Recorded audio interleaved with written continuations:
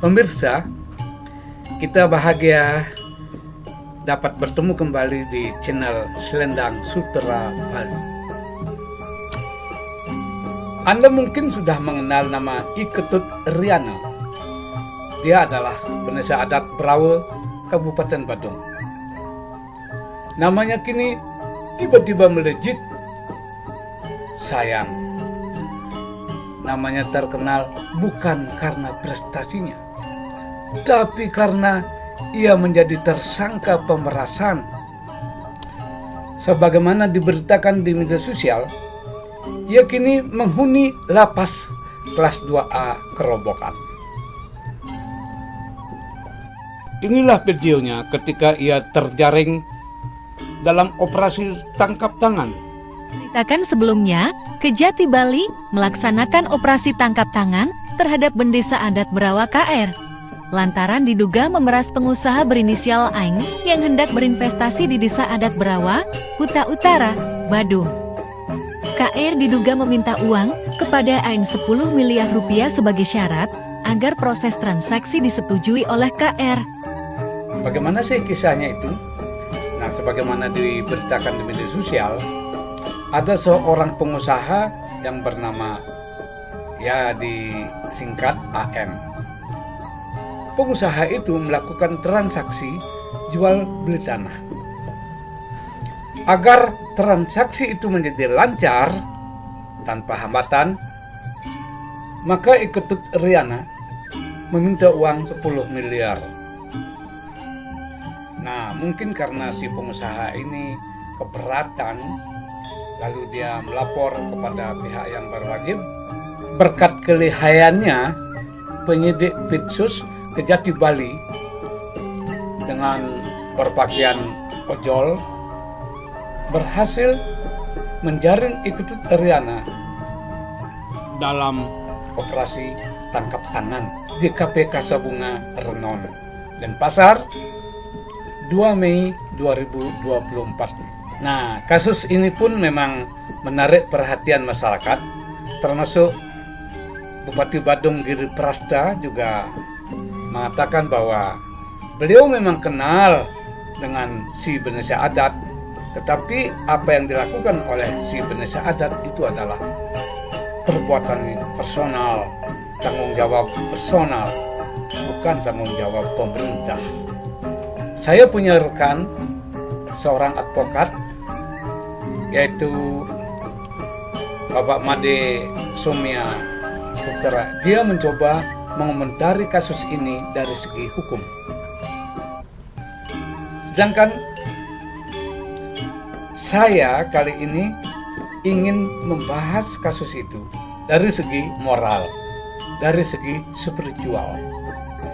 Ini kasusnya menarik ya, sangat menarik karena mungkin pertama kali yang saya dengar kejaksaan itu menangkap secara OTT. Biasanya kan KPK yang demikian.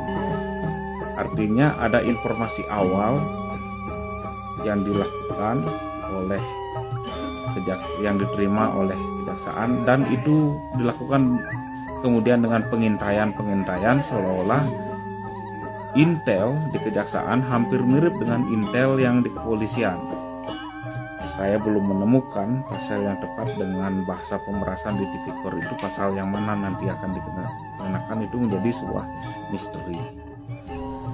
Pemirsa, teman-teman, di dalam agama Hindu kita mengenal adanya ajaran catur purusha arta, yaitu dharma, arta, kama, dan moksa.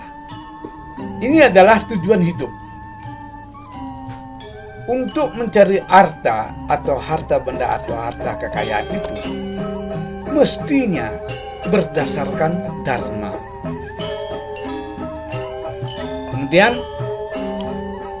kama, yaitu untuk menghibur diri, jadi melaksanakan apa keinginan kita untuk bersenang-senang, juga harus berdasarkan dharma.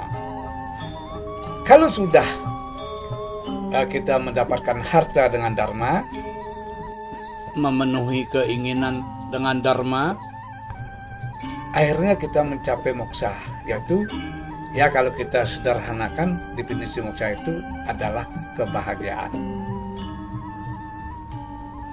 Semuanya itu ya harus berdasarkan dharma. Kalau tidak berdasarkan dharma, menyimpang dari ajaran kebenaran, ya beginilah akibatnya. Kan ada hukum karma pala, bagian dari Pancasarada. Kalau kita menanam ketela, ketela yang akan kita hasilkan. Kalau kita menanam jagung, jagung pula yang kita bisa petik. Kita hanya makan satu piring. Kalau dalam keadaan lapar ya 1,5 piring. Ya kan? Kemudian kita tidur. Kita sudah diberi waktu 24 jam dan kita bisa tidur katakanlah 8 jam. Hanya di atas ranjang. Tapi yang agak aneh, kok ada orang yang ingin mengumpulkan kekayaan yang berlimpah-limpah? Untuk apa? Toh makannya 1,5 piring. Tidur hanya di atas ranjang yang ukuran ya 2 kali 1 meter. Lalu apa yang kita inginkan dari kekayaan yang berlimpah-limpah? Untuk apa?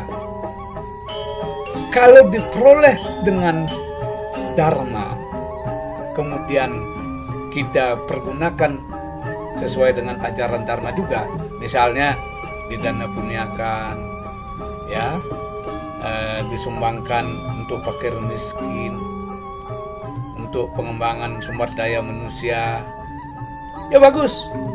Tapi kalau dikumpulkan begitu saja dan diperoleh dengan jalan yang tidak benar, dengan melanggar norma-norma hukum, norma agama, ya.